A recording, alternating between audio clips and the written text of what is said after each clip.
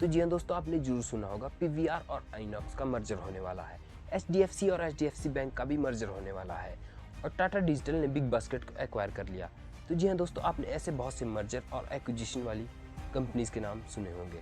तो आज की वीडियो में हम बात करेंगे मर्जर और एक्विजिशन होता क्या है, इसके क्या फ़ायदे हैं और क्या नुकसान है, और साथ में बात करेंगे जब कंपनीज मर्जर या एक्विजिशन करती है तो हमें किस समय स्टॉक को खरीदना चाहिए। लास्ट में मैं आपको इन्वेस्टमेंट से रिलेटेड बहुत ही इंपॉर्टेंट बात के बारे में बताऊंगा, तो वीडियो को पूरा जरूर देख लेना। तो बिना देरी के वीडियो को करते हैं शुरू। तो सबसे पहले बात कर लेते हैं मर्जर के बारे में। जब दो या दो से अधिक कंपनी आपस में मिलकर काम करना चाहती है तो दोनों कंपनी इकट्ठी हो जाती है, तो उसको बोलते हैं मर्जर। इसमें दोनों कंपनी के ओनर मिलकर जॉइंट ओनर बन जाते हैं और इससे दोनों ही कंपनी को बहुत ज़्यादा फायदा भी होता है, क्योंकि दोनों कंपनी के पास अपना अपना एक्सपीरियंस होता है, जिससे कि जब दोनों कंपनी मिलकर काम करती है तो वो मार्केट को और ज़्यादा अच्छे से समझ सकती है और इससे कंपनी की बहुत ज़्यादा ग्रोथ भी होती है।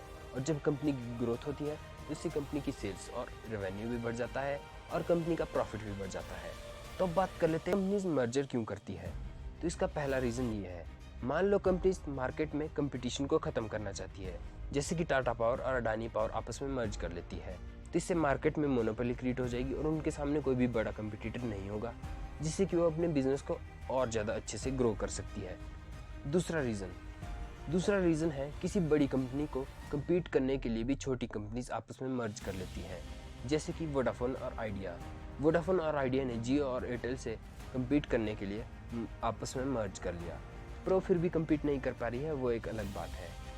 तो ऐसे और भी कई रीजंस हो सकते हैं जिससे कि कंपनी आपस में मर्ज करती है। तो अब बात कर लेते हैं एक्विजिशन के बारे में। तो मान लो कोई एक कंपनी किसी दूसरी कंपनी को खरीद लेती है तो उसको बोलते हैं एक्वायर करना। तो जैसे कि टाटा ग्रुप ने एयर इंडिया को एक्वायर कर लिया और वॉलमार्ट ने फ्लिपकार्ट को एक्वायर कर लिया। तो अब बात कर लेते हैं कंपनीज किसी भी कंपनी को एक्वायर क्यों करती है। तो इसके कई रीजंस हो सकते हैं, जैसे कि कंपनी अपने बिजनेस को ग्रो करना चाहती है और कंपनी मार्केट से कंपटीशन को ख़त्म करना चाहती है, या फिर कोई एक कंपनी किसी दूसरे देश में अपने बिजनेस को एक्सपेंड करना चाहती है, जैसे कि वॉलमार्ट ने किया।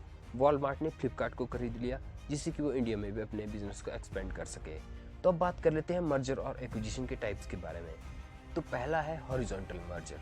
जब दो कंपनीज आपस में मर्ज या एक्विजिशन करती है और दोनों कंपनी एक ही सेक्टर या इंडस्ट्री में काम करती हो तो उसको बोलते हैं हॉरिजॉन्टल मर्जर, जैसे कि वोडाफोन और आइडिया ने किया। दूसरा है वर्टिकल मर्जर। तो इसको एक एग्जांपल के तौर पर समझते हैं, जैसे कि टाटा मोटर को किसी भी गाड़ी को बनाने के लिए बहुत सी चीज़ों की जरूरत पड़ती है, जैसे कि टायर, स्टील, सेमीकंडक्टर आदि। तो अगर टाटा मोटर्स सेमीकंडक्टर बनाने वाली कंपनीज के साथ मर्ज कर लेती है तो उसको बोलेंगे वर्टिकल मर्जर। तीसरा है कॉन्ग्लोमरेट मर्जर।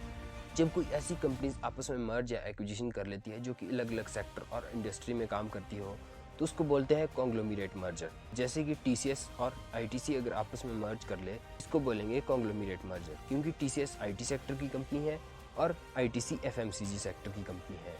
तो जी हाँ दोस्तों, अब मैं आपको इन्वेस्टमेंट से रिलेटेड एक बहुत ही ज़्यादा इंपॉर्टेंट बात बताने वाला हूँ जो कि आपके बहुत ज़्यादा काम आ सकती है। तो जैसे कि अभी एचडीएफसी बैंक और एचडीएफसी मर्जर की न्यूज़ आई, जैसे ही न्यूज़ आई बहुत से रिटेल इन्वेस्टर ने स्टॉक को खरीदना शुरू कर दिया, और ऐसे भी इन्वेस्टर होंगे जिन्होंने स्टॉक को बहुत ज़्यादा हाई लेवल पर भी खरीदा होगा। जहाँ तक मुझे लगता है हमें ऐसा नहीं करना चाहिए, क्योंकि ऐसे में जब किसी भी स्टॉक के लिए पॉजिटिव न्यूज़ आती है तो उस दिन तो वो स्टॉक काफ़ी ज़्यादा बढ़ जाता है, पर उसके कुछ दिनों के बाद उसमें गिरावट देखने को नज़र आती है। पर ऐसा क्यों होता है, किसी भी न्यूज़ आने पर उस दिन में स्टॉक क्यों बढ़ने लग जाता है?